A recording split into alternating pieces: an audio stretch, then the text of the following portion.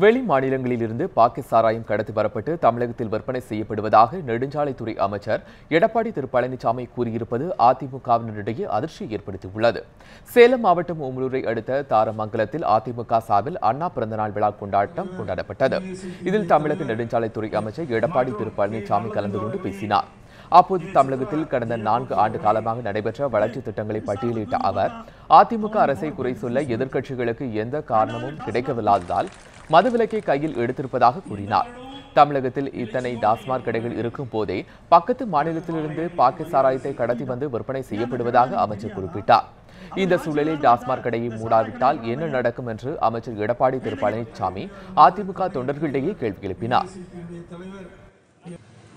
அரசாங்கத்துக்கு வருகிற வருவாய் சிந்தாம சுதராம கஜனாவுக்கு வர வேண்டும் என்று டாஸ்மாக் கடையை துவக்கினாங்க. என்ன தவறு?